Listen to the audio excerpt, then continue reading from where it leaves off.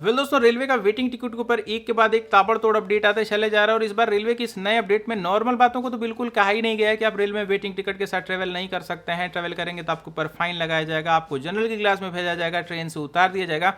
ये सारी बातें तो अब बिल्कुल पुरानी हो चुकी हैं। रेलवे की इस नए अपडेट में अब आप ट्रेन की वेटिंग की ही टिकट को नहीं बुक कर पाएंगे। जी हाँ दोस्तों, आपने बिल्कुल सही सुना।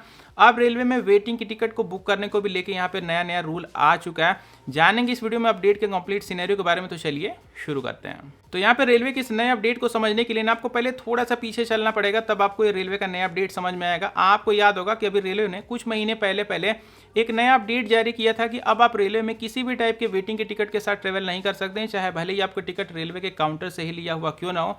तो रेलवे की इस अपडेट के आने के बाद लोगों के सामने यहाँ पे दो बड़ी प्रॉब्लम निकल करके आए और इन्हीं दोनों प्रॉब्लम के सोल्यूशन में रेलवे ने यहाँ पे एक तीसरा नया अपडेट लॉन्च कर दिया। तो सबसे पहले आप इन दोनों प्रॉब्लम्स को समझिए, तभी आपको ये रेलवे का अपडेट भी समझ में आएगा।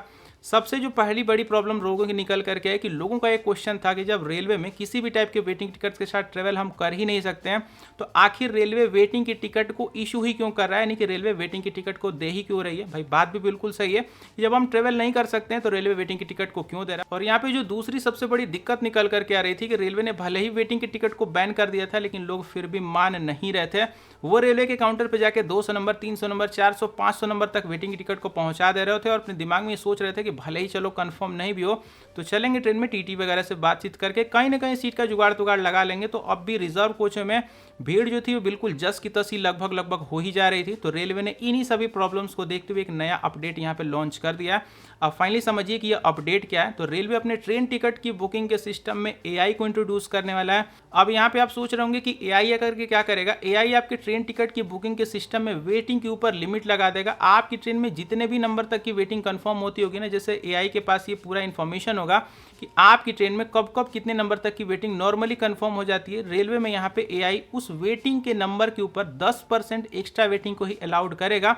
और उसके बाद वहाँ पे आप वेटिंग की ही टिकट को बुक करने नहीं दिया जाएगा। और जब आप वेटिंग टिकट को बुक भी करने जाएंगे, वहाँ पे आपको ऑनलाइन मोड में रिग्रेट लिखा आ जाएगा, या फिर रेलवे के काउंटर से आप सोच रहे होंगे कि चल के वहाँ से हम ले लेंगे, तो वहाँ से भी आपको भाई बिल्कुल लौटा दिया जाएगा। और इस चीज़ को मैं आपको एक एग्जाम्पल से समझा देता हूँ, आपको बिल्कुल अच्छे से समझ में आ जाएगा। मान के चलिए कि आप किसी ट्रेन में अपनी वेटिंग की टिकट को लेने जा रहे हैं और उस ट्रेन में नॉर्मली जनवरी के महीने में 100 नंबर की जो वेटिंग है वो कंफर्म हो जाती है।